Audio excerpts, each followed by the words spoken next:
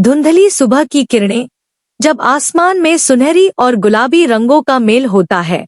एक छोटे से गांव के किनारे बसे जंगल में एक भाई बहन की जोड़ी, आरव और अनन्या, एक अनजान रास्ते पर चल पड़े। जंगल का नाम था सपनों का वन, एक ऐसी जगह जहां पेड़ों की पत्तियां हवा में फुसफुसाती थी और फूलों की खुशबू में जादू बसता था। गांव वाले इस जंगल को जादुई मानते थे, जहां फेरीज की कहानियां हवा में तैरती थी। लेकिन कोई भी वहां जाने की हिम्मत नहीं करता था, सिवाय आरव और अनन्या के। अनन्या की खूबसूरती ऐसी थी कि जंगल के फूल भी उसके सामने फीके पड़ जाते। उसकी लंबी रेशमी जुल्फें हवा में लहराती, मानो काले बादलों का नृत्य हो। उसकी आंखें गहरी और चमकदार, जैसे तारों भरी रात का आकाश, और उसका चेहरा, जिसमें मासूमियत और रहस्य का अनोखा मेल था।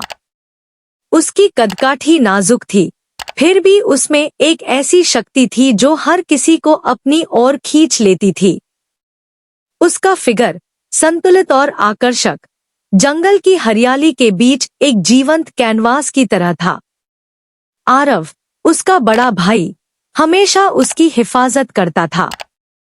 उसकी मुस्कान में एक गर्माहट थी और उसकी आंखों में अपनी बहन के लिए बेपनाह प्यार। जंगल के बीच एक छोटी सी घास की चटाई पर, जहां रंग-बिरंगे फूलों ने एक प्राकृतिक गलीचा बिछा रखा था, अनन्या और आरव बैठे थे। हवा में हल्की सी ठंडक थी और सूरज की किरणें पेड़ों की पत्तियों से छनकर उनके चेहरों पर पड़ रही थी। अनन्या ने एक गुलाबी फूल को अपनी उंगलियों में लिया और हंसते हुए बोली, भैया, क्या तुम्हें लगता है कि फेरीज सचमुच होती हैं? आरव ने उसकी ओर देखा, उसकी आंखों में शरारत थी। अनन्या, अगर फेरीज नहीं होती, तो ये जंगल इतना जादुई कैसे लगता है? देख, ये फूल, ये पत्तियां, ये सब तो जैसे किसी जादू की कहानी का हिस्सा है। उसने एक छोटा सा फूल तोड़ा और अनन्या के बालों में लगा दिया। तू तो खुद एक फेरी जैसी है, वह हंसते हुए बोला। अनन्या ने शर्माते हुए अपनी नजरें झुका ली और फिर दोनों हंस पड़े। उस पल में उनके बीच का रिश्ता सिर्फ भाई बहन का नहीं, बल्कि दो दोस्तों का था, जो एक दूसरे के साथ अपने दिल की हर बात बांटते थे। अनन्या ने अपने बैग से एक छोटा सा डायरी निकाला और कहा, भैया, मैंने एक कविता लिखी है, सुनोगे? आरव ने उत्साह से सिर हिलाया।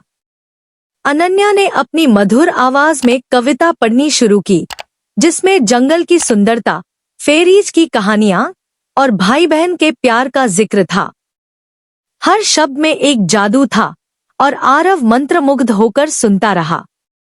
जैसे ही सूरज ढलने लगा, जंगल में एक अजीब सी खामोशी छा गई।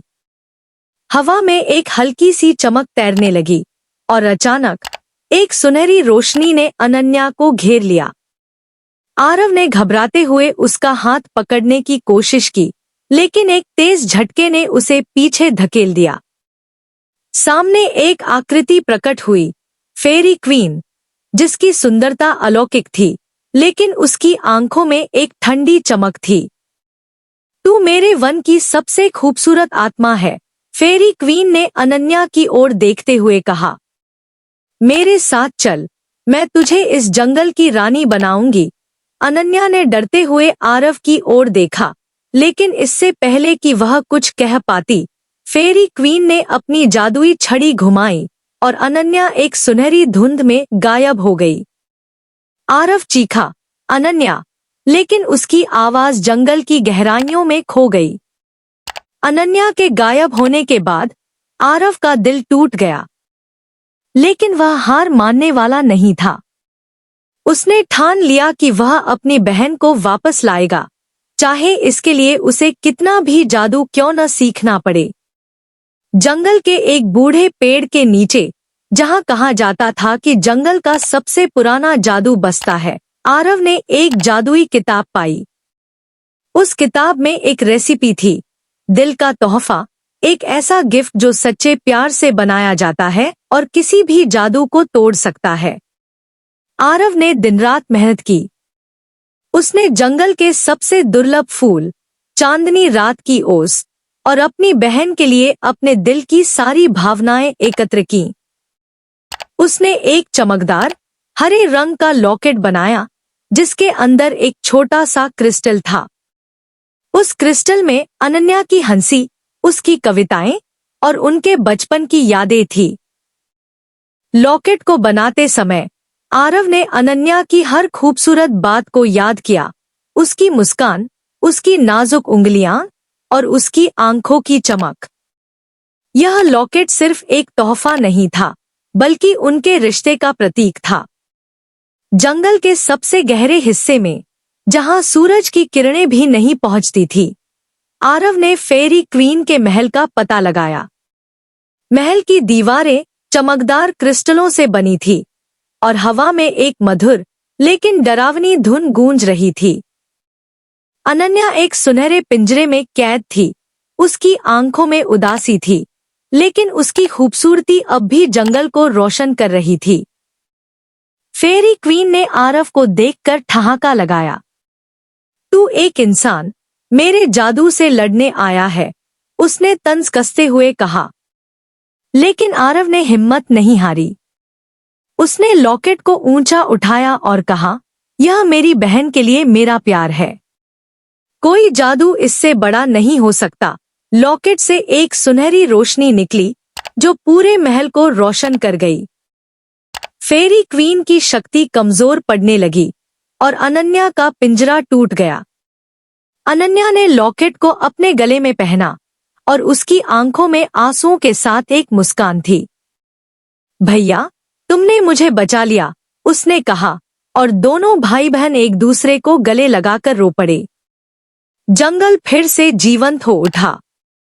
फेरी क्वीन की शक्ति खत्म हो चुकी थी और जंगल की फेरीज ने आरव और अनन्या को धन्यवाद दिया। उन्होंने जंगल को और खूबसूरत बनाने का वादा किया। अनन्या और आरव गांव लौट आए, लेकिन उनके दिल में जंगल की जादुई यादें हमेशा के लिए बस गईं। हर रात जब चांद आसमान में चमकता, अनन्या अपने लॉकेट को देखती और मुस्कुराती। वह जानती थी कि उसका भाई उसका सबसे बड़ा जादू था। और आरव? वह अपनी बहन की खूबसूरती और उसके जादुई दिल को देखकर हमेशा गर्व महसूस करता था।